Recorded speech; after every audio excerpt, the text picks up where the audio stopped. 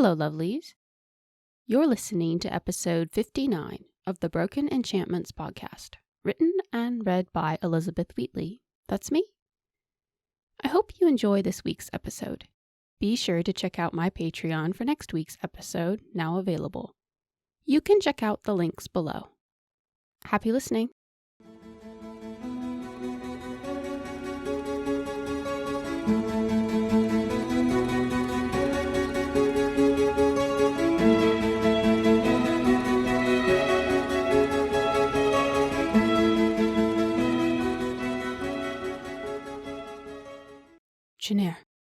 Janir, wake up. Janir made a sound that was somewhere between groaning and whimpering as she flexed her shoulder and inadvertently strained where Kenistrith had struck the night before. The fire was just a smoking pile of ash, and it took a moment for her to feel her freezing limbs. Seovan was cast in the sunlight, streaming through a crack in the ceiling. "Are you all right?" His lip was split, and he had a fresh bruise on his temple from the honor guard's beating. Janir took in his new injuries. "Am I all right?" Something caught in her throat, and she coughed, groaning as the action strained her body. Seovan swallowed and ignored her. "They'll be coming soon. Whatever happens, the chalice must be destroyed. Today." Janir rubbed between her eyes, wincing. "I can't." "You must." Seovan shifted, chains rattling across the stone floor. "I didn't want to hurt anyone," she whispered. "I just wanted to save you." "This is more important than me. Far more." Seovan coughed, nearly doubling over. "Listen to me. If you get the chance, you run.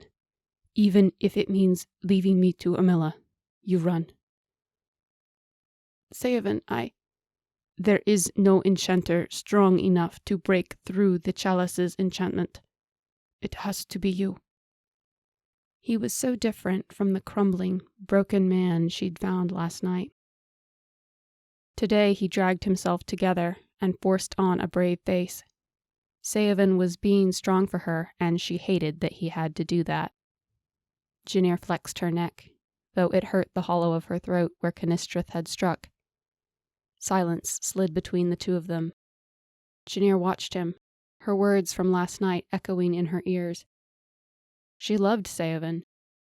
Something in her still remembered that, even when she forgot everything else.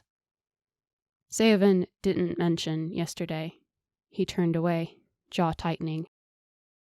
On a barrel serving as a table, several sword lengths out of reach, sat her carcottan. She knew they were hers, secured neatly in her carcottan belt and strapped down to keep her summoning them. Beside them lay the keys, tauntingly out of reach. Janir emptily mused if the Slavish had reached Lares.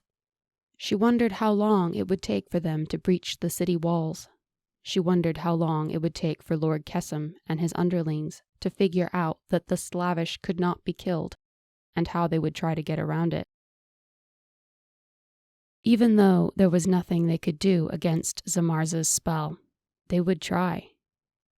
The only person who could save them was here, locked up and in chains, not 300 paces from the chalice, but as ineffective as if she were 1,000 miles across the sea. If she had to choose between invading soldiers and defenseless civilians, there wasn't much of a choice. Footsteps in the hallway caught her attention. Janir straightened and prepared herself best she could. She shared a wordless look with Seovan before Kenistrith entered. Groomed and ready for a day's work with her hair in a tight plait and her leather habit shined clean.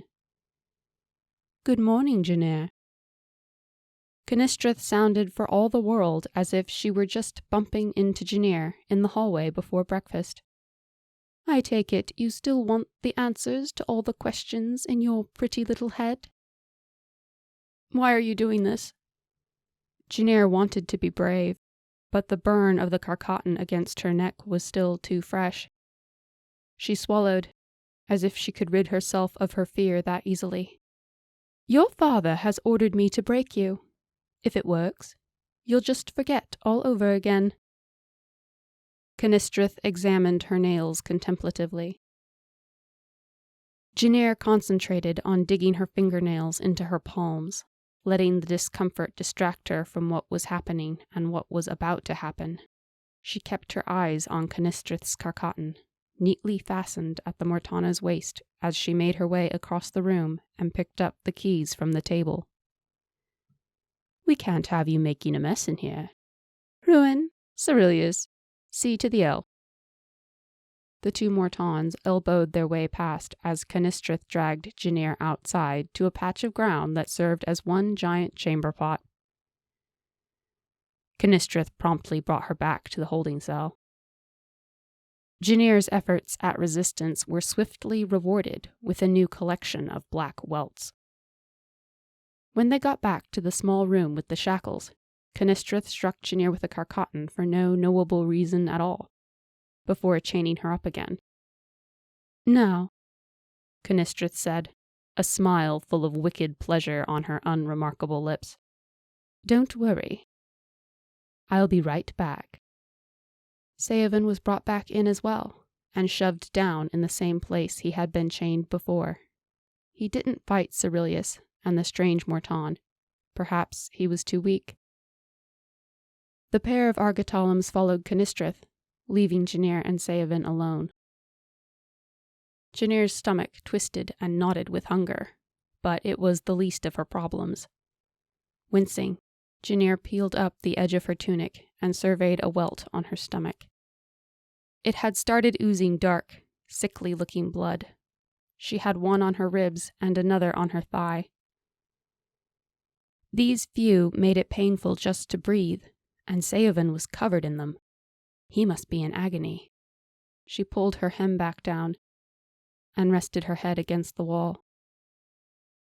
I'm sorry, Janir whispered, not sure Seovan would hear her. I tried. I'm trying. Seovan made eye contact for the briefest moment. I know. All too soon, Kenistrith returned with Cerilius and the other Morton lugging a tub of water between them. The second Morton was built long and lanky, and if he had had any less muscle on his limbs, he would have looked gangly. He didn't appear strong, but looks could be deceiving. Bring her, Kenistrith curtly ordered Cerilius. Obediently, Cerilius stepped up to Janir and unlocked her shackles from the wall. He hauled her to kneel before the wooden trough. This close, Janir could see ice chunks floating in the water. Seovan shifted, pressing against the wall. Janir, look at me. Her breath came faster. In spite of everything, she began to shake. Janir. Seovan called her, but she couldn't respond. She was too afraid to even speak. Her tenuous control threatened to break. Cerilius unlocked her hands and reshackled them behind her back. Janir didn't resist Cerilius like she had Kenistrith. It wouldn't do any good. Kenistrith flicked one finger across the surface of the icy water. Ooh, she chirped with delight. That's very cold. I've always wanted to try this.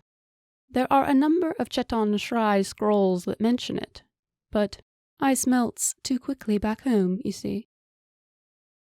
At a nod from Kenistrith, Cerilius and the other Morton grabbed Janir by her shoulders and forced her to lean over the tub. It was at least 2/3 of a sword length deep, with jagged blade marks around the edge. Kenistrith had a barrel sawed down for this very occasion. Everything was happening so fast. Janir's guards waited for a command from Kenistrith to plunge Janir's head under. Kenistrith drew her carcatan deliberately, making a huge show of it to let Janir writhe in dread for a moment or two.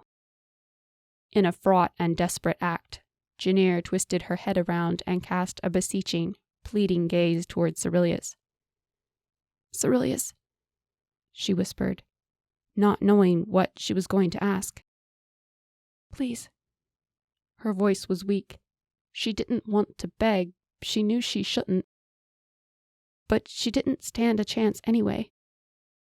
Cerilius wouldn't even look at her. Kenistrith was happily prattling away. I wonder if the Carcotton will melt the ice. Oh well, we're about to find out. Breathe, Janir. Seovin's quiet words pierced through her fog. His battered face was unreadable, but his eyes misted as he watched helplessly. Breathe. It will be all right. Kenistrith paid him no heed. On the count of 3. 3, 2. Mortana. Cerilius jerked back, releasing Janir's shoulder. Kenistrith sighed. What, Morton Cerilius? Cerilius hesitated. A dangerous spark of hope caught in the back of Janir's mind.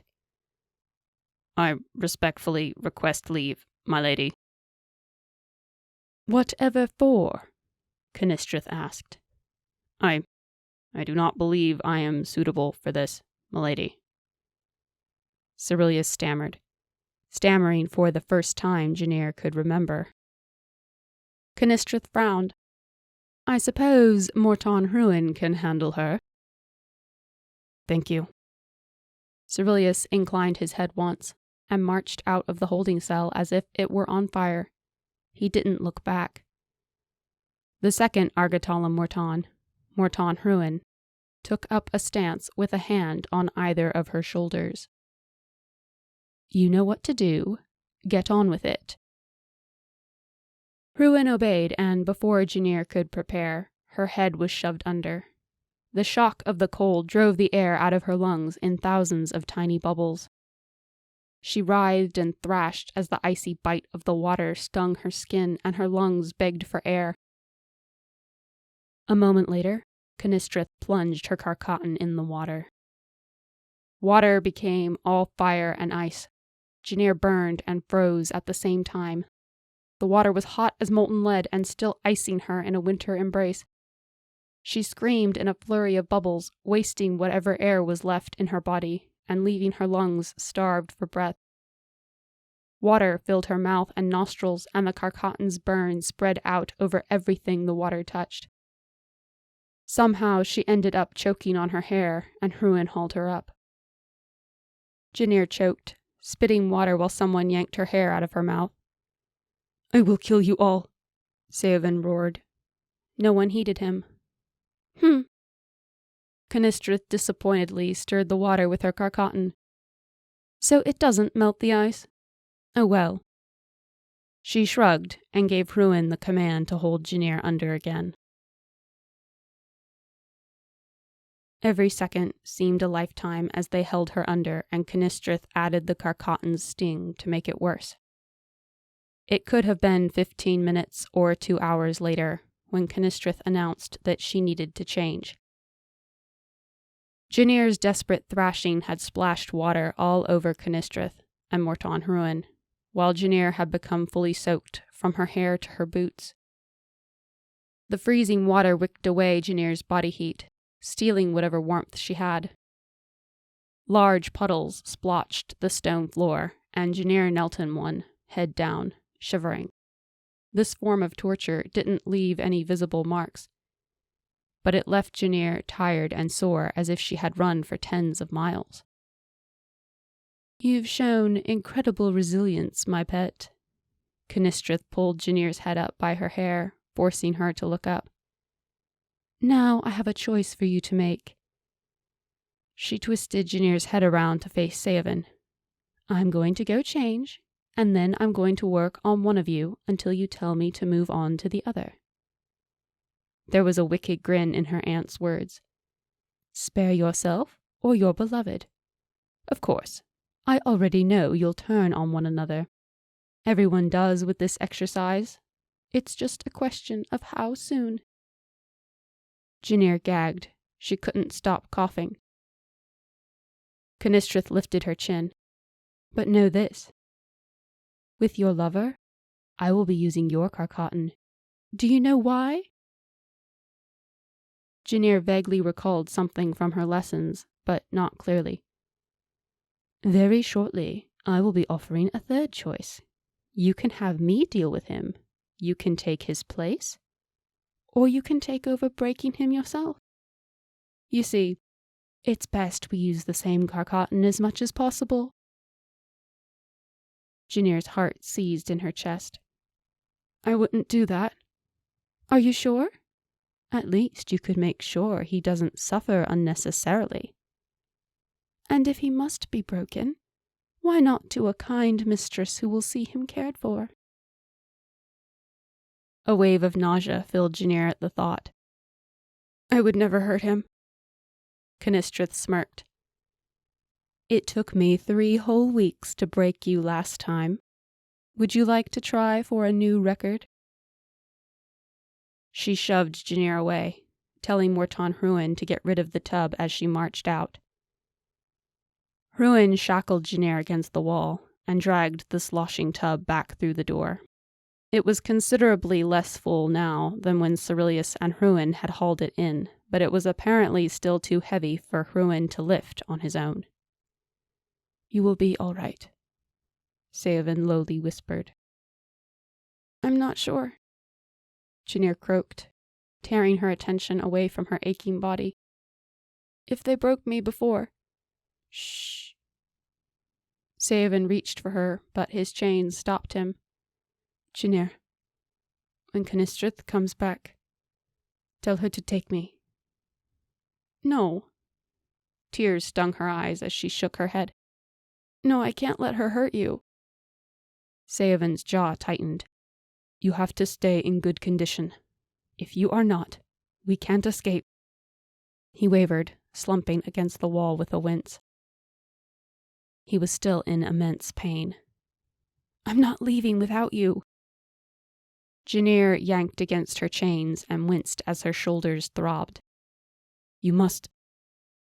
Seovan pointed to his broken ankle. His voice cracked and he trembled, but he didn't recant. I will only slow you down. I don't care. Janir jerked against her chains again. Listen. Urgency colored his tone as Seovan leaned closer, dropping his voice. This is more important than your feelings for me. Do you understand? Thousands will die if you don't destroy the chalice. Janir looked away, the harshness of his words stinging like a whip. You find a way out of here. You save them. Seovan took a slow, shaky breath. How much more could you endure? Janir flatly asked him. Seovan didn't answer. You're being strong for me, but don't. You're unraveling and I can see it, and I'm not letting you bear my burdens. Janir. His voice cracked, belying the truth of her words. Janir, there's no other choice. Letting off a wordless cry of frustration, Janir yanked her chains again. She pulled steadily against the metal bands, wrenching her wrists futilely in the manacles. The edges wore against her skin, chafing until she bled, but Janir didn't care. She kept pulling, like a wolf desperate enough to gnaw off its own leg. Blood slicked her wrists and her hands, flowing easy and warm. It soaked rings around her wrists, leaving a sticky sensation. Janir pulled until her chains gave. Her wrists were slipping. Encouraged, she tugged harder. Her skin scraped and cut under the manacles, but she kept pulling. What are you doing? Seovan's gaze flicked nervously to the door. I might be able to slip out. Janir jerked and tugged and yanked, gritting her teeth as the sharp edge cut into her skin. Finally, one hand slid free, then the other. Hruin should have made sure he'd tightened her shackles properly. With a soft groan, Janir sat upright and pushed herself to her feet. Gritting her teeth, she stood just as the door swung open and Hruin returned. He hesitated. Get on your knees, he ordered. Hruin strode across the room in 2 quick steps and shoved her to the ground. A quick inspection of her wrists told him all he needed to know. Determined, aren't you? He angled a carcatan at her throat, yanking an extra set of manacles from the back of his belt. "Put these on." A crash and rattle sounded from across the room. Ruin instinctively spun around, only to find Seovan had managed to kick over the barrel from his chained position on the ground. It sounded as if it were filled with rocks. The Morton turned his back for just an instant, but it was all Janir needed. It came to her. She didn't even give it any thought. She simply acted. Steeling herself, Janir threw herself against Ruin's back, swinging the chains over his head and jerking them tight around his neck. Ruin lashed out backwards, kicking her in the ankles. Janir fell, but the chain was still around his neck, and he followed after her. They landed in a tangled pile of thrashing limbs as Janir focused her every thought into keeping the chain tight around his neck. Seovan jerked against his chains, but his held fast. "Janir!" Ruin slammed an elbow into her gut, making her entrails twist into knots.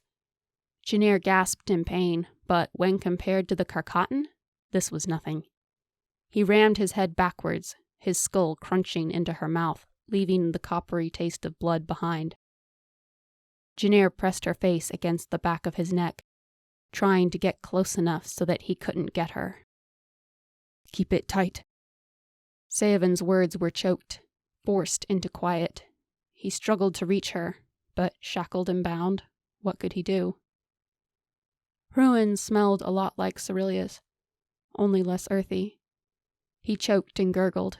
Janir clenched her eyes shut. She had Seovan and Carlisle and thousands of others to think about. This was what she had to do. The Morton was getting tired. Janir took advantage of it and rolled so that she was the one over him, straddling his back. Janir tightened the chain around his neck as much as she could, and fought to keep it that way as he writhed and twisted under her. From the corner of her consciousness, she recognized the golden flare of magic. It was too weak for Samarza, but Janir was too distracted to puzzle it out. Grimacing, she was glad Ruin's face was turned away. She didn't think she could have done this if she'd been able to see his eyes as he struggled for his life. Ruin's body weakened, his thrashing stopped, and he settled into a lifeless twitching, then stilled. Janir waited a moment, feeling sullied. She deliberately removed her chains from his neck. The links had left purple marks on his skin, and his eyes were open, empty windows staring out of an empty shell. She slid his eyelids down before clambering to her feet. "Are you all right?" Seovan looked her over from head to foot, Bond's taunt. "Janir, we know you're in there." Carlisle's urgent voice cried from outside the mansion. "Velasquez says so. At least..." They had come. The noise of the struggle must have drawn them. "You need to go." Grunting, Seovan pulled himself as upright as he could against the wall. "Janir, go with them." Janir knelt at Seovan's side. "Come with me." He grabbed the front of her jerkin, manacles jangling. "I can't walk, and you know it." "I can't..." "Go," Seovan grated, voice cracking. "You have to go. You can save everyone." "Everyone but you?" Janir's emotions warred in her chest. Every moment counted. The Slavish could reach the capital of Lares at any second. But if she left Seovan, and Amila or someone else came back... Seovan pushed her away. "There are women and children in that city, Janir. The defenseless, the weak. You know it as well as I." "Janir!" Carlisle's magic was steady and familiar. Beside him, she could feel Velasquez. They would be here to help. "Don't tell them I'm here," he whispered. "My father will find it distracting." There were tears in his eyes, and Janir thought it would kill her. "They're not looking for me. Just don't tell them." Seovan was right, and she hated it all the more because of that. He didn't even look at her as she ran from the room and bolted the door after her, heart torn in two. Janir jogged down the hall until she found a low window. "Over here." Instantly, Velasquez and Carlisle came into view outside. Velasquez was in full hardened, steel-reinforced armor and in the act of slinging a longbow over his back. She couldn't even tell them that Seovan was so close. If she did, that would only cost them so much more time. She reached over the windowsill to them, and they each grabbed an arm and helped her slide out. Janir didn't complain, even though being dragged out smarted nearly every one of her sores and welts. Out here, Janir was sure she could catch the sounds of conflict, the sounds of fighting. There must be some sort of battle in progress, or at least one beginning. Carlisle surveyed her as she hunched over with her arms across her chest in the fiercer cold of the outdoors. Bloodied, bruised, soaking wet, styling a collection of black welts. "You look horrible."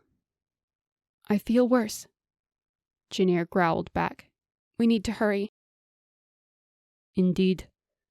Velasquez must have decided that if Janir was dripping water out here in the snow, she would catch cold and be of no use to him, because he swung his fur cloak off his shoulders and settled it around hers. Janir nodded gratefully to him, even though the cloak pressed against several sore spots and did little to bring back the heat she had already lost. "I can get you two inside Strahl's headquarters, and if you can get me inside the Chalice's chamber, I can do the rest." Janir shuddered, a rogue breeze blasting her with cold. Velasquez nodded and took off at a swift pace down the snow-coated street, towards Strahl's headquarters. Janir jogged behind him, hoping that the motion would do something for the unbearable cold, while Carlisle followed up the rear. "I think we have a few minutes at best before they come," Velasquez announced over his shoulder. Keep moving, Janir ordered herself, forcing one foot in front of the other. The three of them pounded through the streets of Valmakin, toward the Slavish headquarters and the Chalice of Malvern, fighting to get there before they were stopped. There came a loud noise from somewhere behind them in the city. It sounded like an alarm being raised, followed by a roar and a sudden clamor. "What is that?" Janir panted, keeping after Velasquez. "The army," he tersely replied from some paces ahead of her. "Army? Have the Slavish come back?" For a moment, she felt a tremor of panic. "No," Velasquez retorted, Brivian. "They're buying me enough time to find you and get you to the Chalice." He had been sure she would help. Janir remembered thinking that a whole army could be hidden in the forests outside Valmakin. It appeared that, if only for a few hours, Velasquez had done just that. "They should distract the Argetallams from coming after us, or at least keep them from all coming after us," Velasquez reasoned, not turning his head and not slowing. How many are there?" Janir gasped, trying not to let her weakening body slacken its pace. "Enough," Velasquez shortly replied. "Save your breath for running." Run they did, but the distance from the Argetallam mansion to the Slavish headquarters had never been so far. Janir was going numb in a good deal of her body, which was probably a blessing, considering that the only thing she did feel besides numbness was pain. Carlisle trotted close beside her. He glanced backwards every so often. What he and Seovan had told her was true. That was clear enough now. She might still not remember what kind of friends she and Carlisle had been, but... "Faster!" Velasquez nagged, getting ahead of them again. "Thank you, Carlisle," Janir chattered out through clacking teeth. "What for?" Carlisle was cut off by a shout behind them. Janir turned her head in time to see a Carcatan hurtling through the air. She grabbed Carlisle's arm and jerked him out of the way just as the Carcatan flew past their heads. Looking over her shoulder, Janir glimpsed 3 armored Argetallams in pursuit. She wondered if they were trying to kill her now. Was Seovan all right? The Argetallam who had thrown his carcatan reached out, and a moment later, the black rod was flying across the ground and gravitating to the outstretched hand of its owner. The Argetallam didn't even flinch, though Janir remembered quite well how it had stung. "Amazing," Kyle gaped, twisting around to see. "Can you do that?" "Down," snapped Velasquez, whirling toward the Argetallams with a nocked arrow in his bow. Janir and Kyle dropped to the ground. Janir almost screamed when her welts scraped the cobblestones. Velasquez released his arrow and sent it bolting toward the Argetallams. One of the Argetallam warriors staggered, needing his comrades to drag him into the shelter of a wall, feathered arrow shaft protruding from his side. "Run," Janir ordered Kyle, sounding disturbingly like Velasquez. The pair scrambled forward, throwing up snow in their wake. There was no doubt now that there was a battle underway within the city. The sounds of clashing metal and carcatan shrieks rang together in a chaotic chorus. Even though Janir couldn't see the conflict through the buildings, its nearness gave her fresh jitters, fresh anxiety. Velasquez resumed the lead, guiding them closer to the flat-roofed stone buildings that lined Valmaken's streets. Janir stumbled, and Kyle caught her arm, barely able to keep her upright. Another carcatan struck the wall in front of them, and Velasquez sent a retaliating arrow once more. Janir nearly plowed into Velasquez when he came to an abrupt halt at the end of the street, pressed against the wall of the nearest house. The elf growled at her wordlessly, then peered around the corner. A moment later he glanced to Janir, and with a jerk of his head ordered her to do the same. Around the corner was the grand structure that served as Strahl's headquarters. In front were at least 36 battle-ready and vicious-looking Slavish soldiers. "There is a window on the southern wall," Velasquez whispered. Janir gave a nod in response. "You and Kyle will go through there, while I see about a distraction. I will show you to the window, but then you are on your own." Janir closely flanked him as he skirted across the open space between the 2 buildings.